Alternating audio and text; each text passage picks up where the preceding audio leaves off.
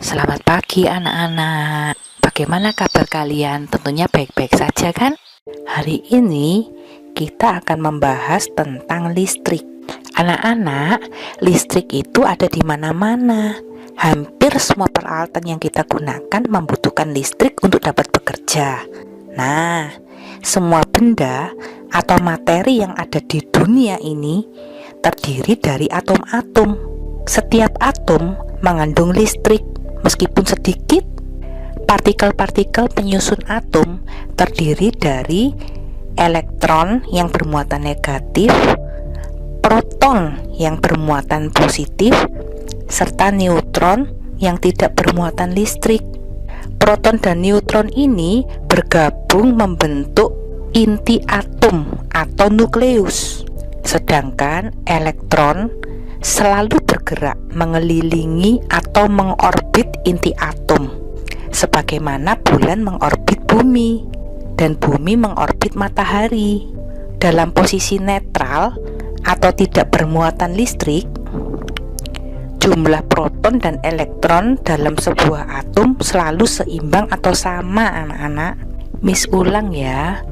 Jadi, suatu benda atau materi, entah itu pulpen, entah itu laptop, atau itu buku, pokoknya benda ya anak-anak, itu kalau kita lihat bahan pembentuknya itu adalah atom. Nah, di dalam atom itu terdapat nukleus dan proton. Sedangkan kalau kalian tahu nukleus itu inti atom tadi, itu sebenarnya terbentuk atas proton dan neutron. Tetapi elektron itu bisa melompat anak-anak, berpindah dari satu atom ke atom yang lain, sehingga bisa ada atom yang kekurangan elektron karena elektronnya berpindah. Tapi bisa juga ada atom yang memiliki kebanyakan elektron karena kedatangan elektron dari benda yang lain. Nah, atom yang memiliki lebih banyak proton daripada elektron karena sebagian elektronnya berpindah disebut sebagai atom yang bermuatan positif. Sebaliknya, atom yang memiliki lebih banyak elektron daripada proton karena menerima pindahan elektron itu disebut sebagai atom yang bermuatan negatif. Pada dasarnya, setiap atom yang bermuatan akan selalu berusaha untuk menetralkan kembali muatan listriknya. Apa artinya menetralkan itu, anak-anak? Artinya menyeimbangkan kembali jumlah proton dan elektronnya. Kalian semua sudah pernah melihat percobaan menggosokkan penggaris ke rambut teman kalian, dan kemudian penggaris tersebut mampu menggerakkan gabus-gabus kecil. Jadi, ketika penggaris plastik itu digosokkan ke rambut teman kalian, penggaris plastik itu menjadi bermuatan listrik, anak-anak.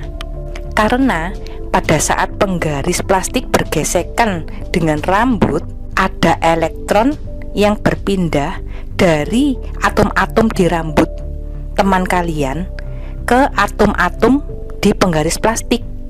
Nah, tambahan elektron-elektron ini akan membuat penggaris plastik yang semula bersifat netral menjadi bermuatan negatif. Seperti yang kalian sudah pernah pelajari tentang sifat benda magnet, yang bila kutub-kutubnya sama, mereka akan tolak-menolak, dan jika kutub-kutubnya berbeda, mereka akan tarik-menarik. Ternyata muatan listrik ini bersifat sama seperti magnet, anak-anak. Nah, yang terjadi ketika penggaris plastik yang bermuatan negatif tadi didekatkan ke kertas yang netral, maka gabus-gabus kecil tadi itu akan tertarik ke penggaris plastik, anak-anak. Nah, peristiwa ini disebut juga listrik statis.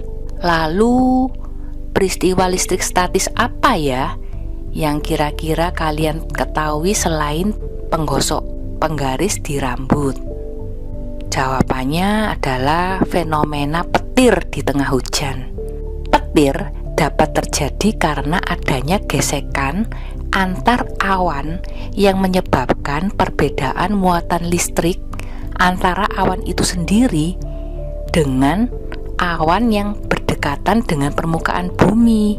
Perbedaan muatan listrik itu memicu terjadinya loncatan elektron yang kemudian tampak sebagai kilatan cahaya di langit.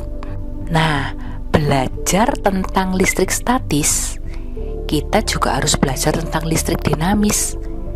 Peralatan listrik yang kalian pergunakan di rumah kalian itu menggunakan listrik dinamis.